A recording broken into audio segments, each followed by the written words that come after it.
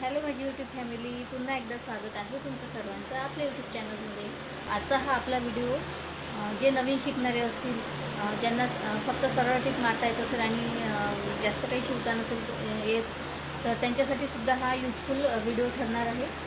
तर बघा, आज मी ह्या कापडापासून आणि ह्या अशा हा एक वेगळा कापड घेतला आहे आणि हा एक कापड आहे. तर या दोन कापडापासून मी छान अशी आयडिया आज बनवणार आहे. मैत्रिणींनो, आपण व्हिडिओला सुरुवात करूया. तर बघा, 15.5 इंच या कापडाची रुंदी आहे आणि 16 इंच या कापडाची लांबी आहे. तर याला आपण हे बघा दुसरा कापड लावणार आहोत, अटॅच करणार आहोत. तर दोन कापडामुळे खूप छान असा सुंदर लूक येईल. या कापडाची रुंदी आहे, जेवढी या कापडाची रुंदी आहे ना तेवढीच मी रुंदी घेतलेली आहे आणि लांबी आहे बघा या कापडाची 4 इंच. तर अशा प्रकारे आपण या अशा दोन पट्ट्या मी कट केलेल्या आहे. तर मी एका साईडला एक लावणार आहे, दुसऱ्या साईडला एक, म्हणजे अशी दोन्ही साईडला मी 2 पट्ट्या लावून घेणार आहे.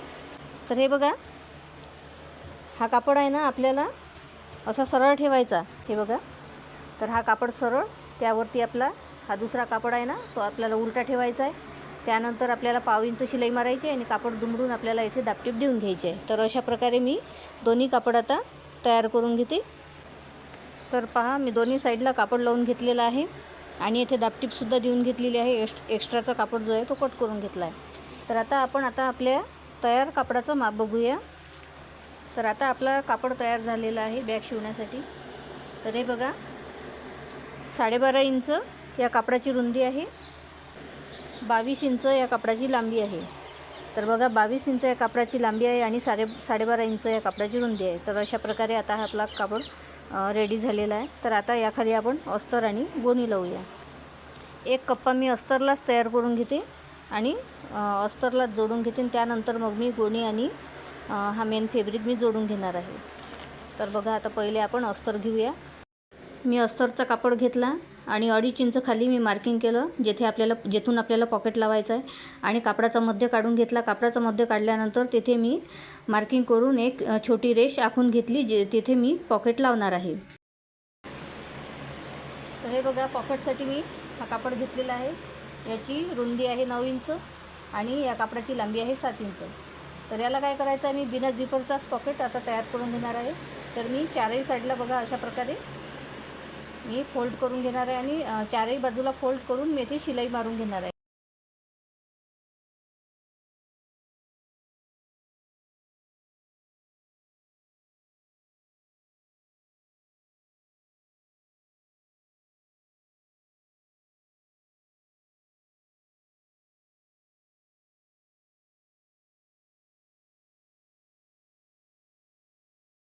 हे बघा, या कापडाचा मध्य आपण मध्यावर रेष आखलेली होती. तर या कापडाचा मध्यसुद्धा आपण काढून घेऊया. तर हे बघा, इथे मार्किंग करून घ्यायची आहे अशा प्रकारे.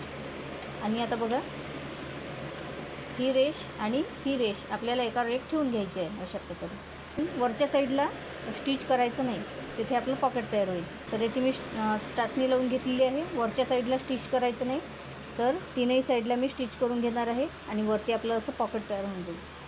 तर हे बघा, आपले आता 2 पॉकेट तयार झालेले आहेत. तर अशा प्रकारे. तर आता आपण अस्तर आणि गोणी सर्व व्यवस्थित एकावर एक ठेवून घेऊया. अशा प्रकारे हे बघा, गोणी, अस्तर आणि मेन फॅब्रिक. तर अशा प्रकारे मी तीनही आता चारही साईडला अटॅच करून घेते आणि मग तुम्हाला दाखवते. तर हे पहा मैत्रिणींनो, मी आता हे पूर्ण स्टिच करून घेतले आहे बघा. कापड, गोणी आणि अस्तर हे तीनही फॅब्रिक मी आता स्टिच करून घेतलेले आहे. तर आता आपल्याला दोन्ही काठाला बघा, काठाच्या दोन्ही साईडला येथे बेल्ट लावायचे आहेत. बेल्टसाठी मी हे 2 कापड घेतलेले आहेत. तर 14 इंच या कापडाची लांबी आहे आणि 3 इंच या कापडाची रुंदी आहे. 14 बाय 3 इंचच्या अशा 2 पट्ट्या मी कट करून घेतल्या आहे. तर याचीच मी आता बेल्ट बनवणार आहे. तर हे बघा, मी आता बेल्ट तयार करून घेतलेले आहेत. तर आता काय करायचं आहे आपल्याला, काठाने बघा आपल्याला 12.5 इंच आहे, तर 12.5 इंचाचा मध्य होतो 6.25 इंच. तर 6.25 इंचावर आपल्याला मार्किंग करून घ्यायची आहे आणि मार्किंगच्या दोन्ही साईडने बघा 2-2 इंचाच्या समोर आपल्याला मार्किंग करून घ्यायची आहे. हे बघू शकता अशा प्रकारे. तर येथे आपल्याला बेल्ट लावून घ्यायची आहे. तर हे बघू शकता अशा प्रकारे आपल्याला बेल्ट लावून घ्यायची आहे. तर याच प्रकारे आता मी दुसऱ्या साईडला मार्किंग करून घेते आणि बेल्ट लावून घेते. तर बघा दोन्ही साईडला मी आता बेल्ट अटॅच करून घेते.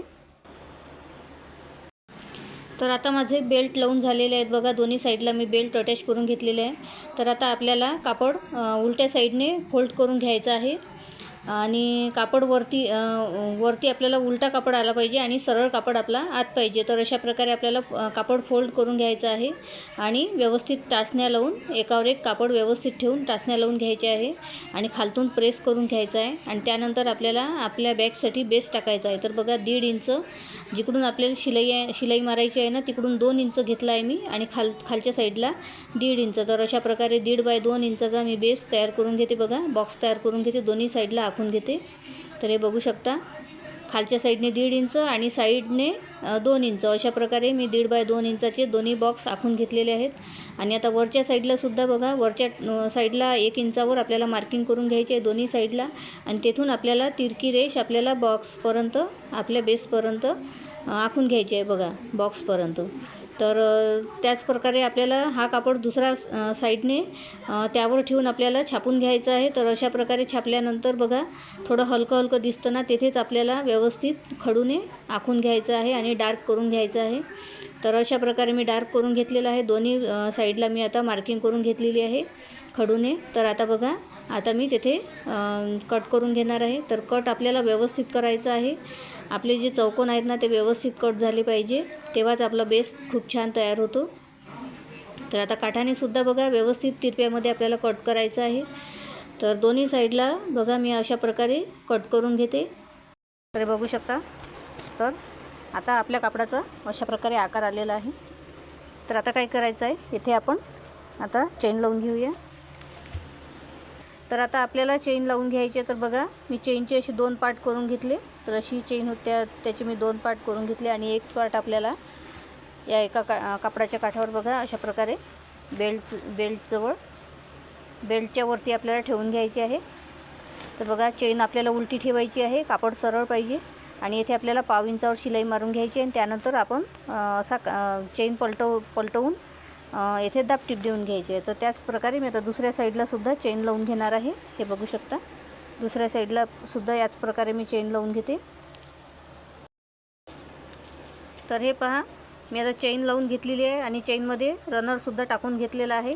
चेनमध्ये रनर कसा टाकायचा किंवा चेनमध्ये रनर टाकण्याच्या 3 पद्धती, सोप्या पद्धती मी पद्धतीचा व्हिडिओ मी आपल्या चॅनलवर अपलोड केलेला आहे. तर तेथे जाऊन तुम्ही बघू शकता. तर आता आपल्याला हा कापड आता उलटा करून घ्यायचा आहे. तर बघू शकता, आता कापड उलटा केलेला आहे. तर आता आपल्याला दोन्ही साईडला शिलाई मारून घ्यायची आहे अर्ध्या इंचावर आणि हा जो बेस आपण कट केलेला आहे ना, येथे बेस आपण तयार करून घेणार आहोत. तर बघा मैत्रिणींनो, मी दोन्ही साईडला आता 3-3, 4-4 टिपा देऊन घेतलेल्या आहे, जेणेकरून आपली बॅग मजबूत व्हावी यासाठी. आणि खालीसुद्धा बघा 3-3, 4-4 टिपा मी देऊन घेतलेल्या आहे दोन्ही साईडला. तर आता आपण आपली बॅग सरळ करून घेऊया. तर हे बघू शकता, किती सुंदर आपली अशी छोटीशी क्यूट अशी बॅग तयार आहे. तर बघू शकता मैत्रिणींनो, बेससुद्धा खूप मोठा झालेला आहे आणि आतमध्ये आपण कप्पेसुद्धा दिलेले आहेत बघा. फक्त झीप लावलेली नाही आहे, पण आपले 2 कप्पे तयार झालेले आहेत बघा. तर नवीन शिकणाऱ्यासुद्धा अगदी सहज शिवू शकतील मैत्रिणींनो. एवढी सोपी ही शॉपिंग बॅग शिवण्याची मी पद्धत सांगितलेली आहे. तर खूप सोप्या पद्धतीने आपली ही शॉपिंग बॅग शिवून तयार आहे. तर कशी वाटली आजची आयडिया मैत्रिणींनो? आजचा व्हिडिओ तुम्हाला आवडला असेल, यूजफुल वाटला असेल तर प्लीज लाईक करा, कमेंट करा, शेअर करा आणि असेच नवनवीन व्हिडिओ बघण्यासाठी आपल्या चॅनलला सबस्क्राईब करा. तर चला भेटूया पुढच्या व्हिडिओमध्ये. तोपर्यंत बाय बाय. जय महाराष्ट्र.